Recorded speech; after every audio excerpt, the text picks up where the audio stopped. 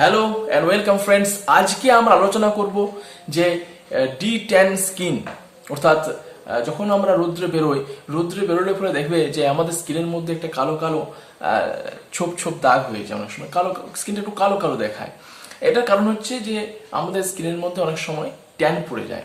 ট্যানটা কেন পড়ে না? ট্যান পড়ার কারণ হচ্ছে যে যখন আমরা রৌদ্রে বেরোই তখন সূর্যের কিরণের মধ্যে ইউভি রশ্মি থাকে এবং সেগুলো যখন স্কিনের মধ্যে সেই ক্ষতিকর রশ্মিগুলো পড়ে তখন স্কিন চায় বা আমাদের শরীর চায় যে সেই অতিবেগুনি ওই রশ্মিগুলো থেকে আমাদের স্কিনটাকে রক্ষা করতে, এবং সেই কারণে এক ধরনের হরমোন তারা রিলিজ করে যেটা হচ্ছে মেলানিন হরমোন, এবং এই হরমোনটা রিলিজ করার কারণেই আমাদের স্কিনটা একটু কালো কালো দেখায়। অর্থাৎ এটা কোনো এমন কিছু সমস্যা কিন্তু নয়। এরপরে আমরা এই ট্যানটাকে কিভাবে দূর করব? ন্যাচারালি, খুব সহজে, সস্তায় এবং একবার ইউজ করলে দেখতে পাবে এর মধ্যে অনেক ডিফারেন্স চলে আসবে। তোমার স্কিনটা কিন্তু আগের থেকে অনেক বেশি গ্লো করবে, ভালো থাকবে। তার জন্য একটা আমরা ফেস প্যাক বা ফেস মাস্কের কথা বলবো, যেটা তুমি ন্যাচারালি ঘরেই তুমি তৈরি করতে পারবে। তাহলে কি কি ইনগ্রিডিয়েন্টস লাগবে সেগুলো তৈরি করার জন্য? প্রথমে একটু বেসন নেবে, তারপর একটু দই, একটু হলুদ, একটু মধু, একটু চন্দনের পাউডার। যে কোনো দোকানে যাবে চন্দনের পাউডার কিন্তু তুমি পেয়ে যাবে।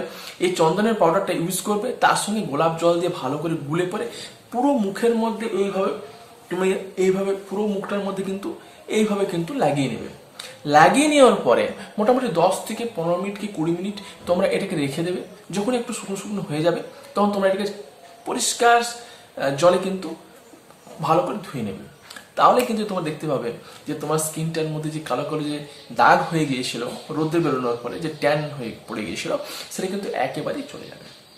তাহলে তোমরা অবশ্যই ইউজ করবে। ইউজ করার পরে আমাকে অবশ্যই কমেন্টের মধ্যে তোমরা জানাবে যে তোমরা এর থেকে উপকার পেলে কিনা।